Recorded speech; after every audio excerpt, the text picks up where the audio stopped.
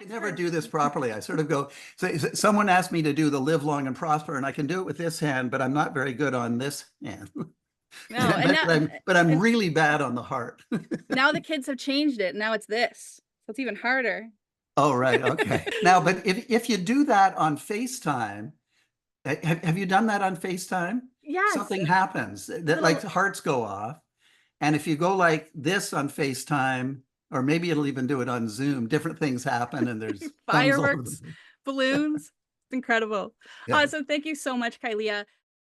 I mean, I didn't even talk about Linda's and my marriage, which, by the way, was the most fun marriage. I'm going to tell you about it just because it was a second marriage for both of us. Now, this is like 28 years ago. It was in September, and we had a house then in the beaches area of Toronto, so it's right on the water. And we were shooting, I forget, I guess it was 95. So were we shooting Liberty Street or something like that? And it was getting close to the marriage, and we had made no plans whatsoever. And one of my clients who had a DIY television show, Candace Olson, who's wacky but a wonderful television personality, said, "Stop everything. You are hiring me. I'm going to manage your wedding." And she created, it was a circus themed wedding. So it was entirely fun. We had, when the officiant opened the Bible, flames would come out. There was a Dixieland band playing. There was a fortune teller. There was mini golf on the beach. There were balloons coming out. For the kids, it was absolutely wonderful because we had one of those trucks that you have in a midway, and they would shoot water guns. And if they knocked it over, they'd win a plush toy.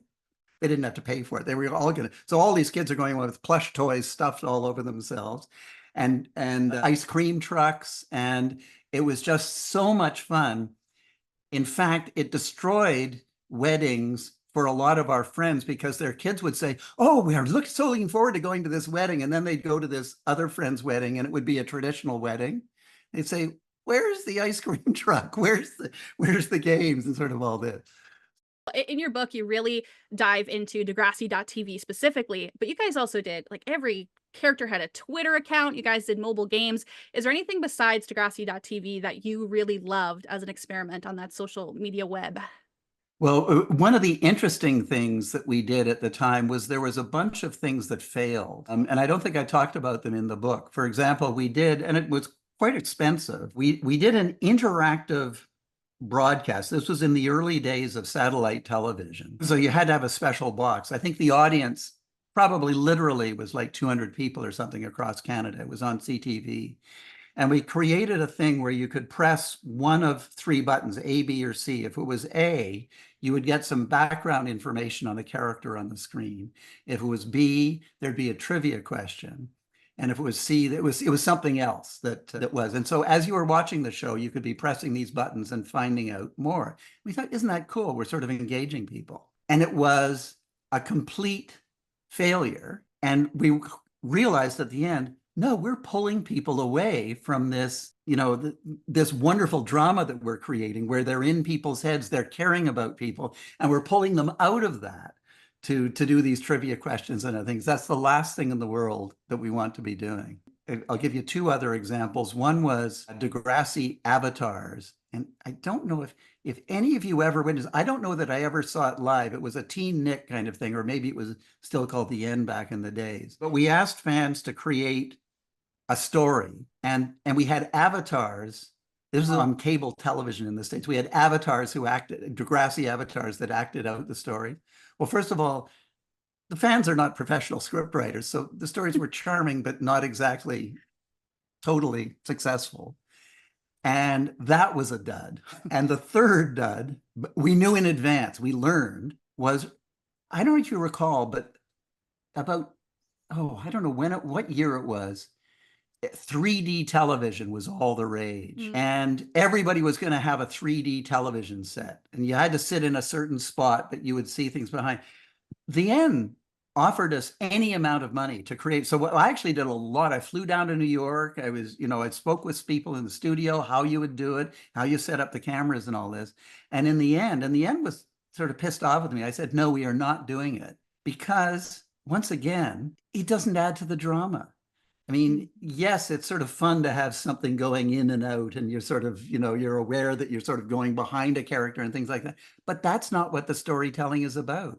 The storytelling is about getting into people's psyche, into their mind, how they're thinking, and being drawn along by it, not by crazy views. Once again, I forget where the question started off. It was social media experiment that you guys tried that you guys really liked. Okay, so anyway, all to say, there's lots of experiments and lots of ways we failed. And what I say about failure, and of course I talk about failure in the book, is the wonder thing about failing in the entertainment world is nobody knows. That's the essence of failing in the entertainment world. If you produce something that nobody watches, nobody knows you failed because they didn't watch it. So just go forward and pick yourself up, and don't worry about it too much. Do it again, only do it better. That is incredible. It's not often that I learn a lot of new Degrassi facts, and tonight I'm really getting my knowledge in. So that's great, Stephen. Thank you. Back in the day, we had the Nielsen ratings. So we would get the overnight ratings, and then 2 weeks later we get a minute by minute of how many people were watching. But it wasn't just how many people are watching, how many people 2 to 11 are watching, how many people 12 to 17 are watching. So it was broken down, and female, male. So the nerd that I am, I would study all those things. And every week I would think, who are all these 2 to 11-year-olds? Where are their parents? Why are they letting them watch Degrassi? Get away from your television sets. Because there was a sizable portion. I mean, I assume they were the 10 and 11-year-olds and not the 2-year-olds. But anyway, so your parents may have been wise. I don't know how old you were when you weren't allowed to watch Degrassi. There's a practical element to it all. How do you do that to a main character? Because, of course, they won't be on the show the next week. And when we wanted to hire Dylan, his agent had a lot of interest down in Hollywood for him. And so the agent did not want to tie him up into a long-term contract. And so he said, we have to be out by the time there was some time when he could have been doing a lot of pilot shows. And he said, no, he's got to be out by then. So, and we needed him not just for shooting, but then for post and other things like that. So we had, I'll invent the number, but it was very close to this, 36 episodes that he was in. And we knew that episode 36, 35 or 36 would be the one. And we tailored the entire story about creating this wonderful, lovable guy who's good at hockey, he's good at everything. You would think he has everything going on, and he doesn't. We worked so hard on the aftermath, not glorifying it, not showing it. I mean, yet you see Eli just dropping the food. That's all you see as he comes in. So nobody knows what happened or how or whatever. That was very important to us. By the way, we had one of these games, I think called Cranium. I don't know if any of you have played that. Yeah. So a few years ago, we were playing it down here, and one of the questions, the answer to the thing that you were trying to act out or do something was Degrassi. And I was the moderator. So there were 3 other teams, and people didn't get it. It was so funny. We're surrounded by Linda's there, her brother worked on the show. Everybody knew Degrassi. And I was trying, and I thought it was so funny that they didn't get the answer. That is so funny. Okay, well now I got to go buy Cranium. Now it's going to be in my Degrassi collection. I'll have to go find that. I had a rule for myself to never give more than 3 comments on a script, which forced me to only give big comments. So I couldn't say, oh, I don't think, Eli would say, that on page 38. No. They'll figure that out. I generally would say, I found myself losing attention during this scene. I don't know why I lost attention, but it just wasn't seeming real to me. I wasn't engaged with the characters. And I wouldn't try and solve it. I would just bring it up. And they'd scribble down, and they'd take it very seriously because I was coming from the outside. Very occasionally, and it would be very occasionally, I'd say, guys, I'm sorry. I hated the characters. I hated the storylines. This is a page 1 rewrite. I I just didn't believe any of it. Very occasionally, I can't even remember what scripts it would be, but they were amazing because they would take it, it's not that they took every word I said as gospel. I wasn't necessarily right or wrong, but they knew something was bad with that script. And they would do a complete rewrite.